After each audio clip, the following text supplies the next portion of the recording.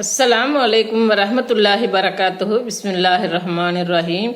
அன்பான சகோதர சகோதரிகளே, எல்லாம் வல்ல அல்லாஹ்வின் நல்லடியார்களே, இன்று நாம் காண இருக்கும் தலைப்பு மரணத்தை தழுவிய மாமன்னர் சுலைமான்.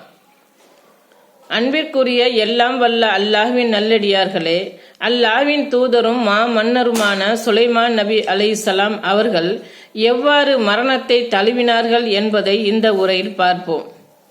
மரணத்தை தழுவிய மாமன்னர் சுலைமான் அவர்கள் உலகத்தில் அனுப்பப்பட்ட அல்லாஹ்வின் தூதர்களில் ஆட்சி அதிகாரத்தை பெற்ற தூதர்கள் தாவூத் அலைஹிஸ்ஸலாம் அவர்களும் அவரது மகன் சுலைமான் அலைஹிஸ்ஸலாம் அவர்களும் ஆவார்.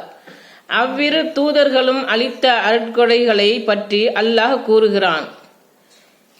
தாவூதுக்கும் சுலைமானுக்கும் கல்வியை அளித்தோம். நம்பிக்கை கொண்ட தனது ஏராளமான அடியார்களை விட எங்களை சிறப்பித்த அல்லாஹ்வுக்கே புகழனைத்தும் என்று அவ்விருவரும் கூறினர்.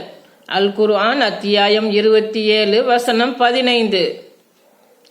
பறவைகளின் மொழி அறிந்தவர். தாவூதுக்கு சுலைமான் வாரிசானார். மக்களே, பறவையின் மொழி எங்களுக்கு கற்றுத்தரப்பட்டுள்ளது. அனைத்து பொருட்களும் எங்களுக்கு தரப்பட்டுள்ளது. இதுவே தெளிவான அருட்கொடையாகும் என்று அவர் கூறினார். அல் குர்ஆன் அத்தியாயம் 27 வசனம் 16. பறவைகளை அவர் ஆய்வு செய்தார். ஹூத் ஹூத் பறவையை நான் காணவில்லையே, அது ஓடி ஒளிந்து விட்டதா என்றார். அதை கடுமையான முறையில் தண்டிப்பேன், அல்லது அதை அறுத்து விடுவேன், அல்லது அது என்னிடம் தெளிவான சான்றை கொண்டு வர வேண்டும் என்று கூறினார். அப்பறவை சிறிது நேரமே தாமதித்தது. உமக்கு தெரியாத ஒன்றை தெரிந்து சபா என்னும் ஊரிலிருந்து உறுதியான ஒரு செய்தியை உம்மிடம் கொண்டு வந்துள்ளேன் என்று கூறியது.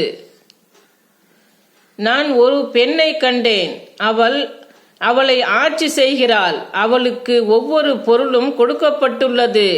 அவளுக்கு மகத்தான சிம்மாசனமும் உள்ளது. அல் குர்ஆன் அத்தியாயம் 27 வசனம் 20. அஸ்ஸலாமு அலைக்கும் வரஹ்மத்துல்லாஹி பரகாத்துஹு.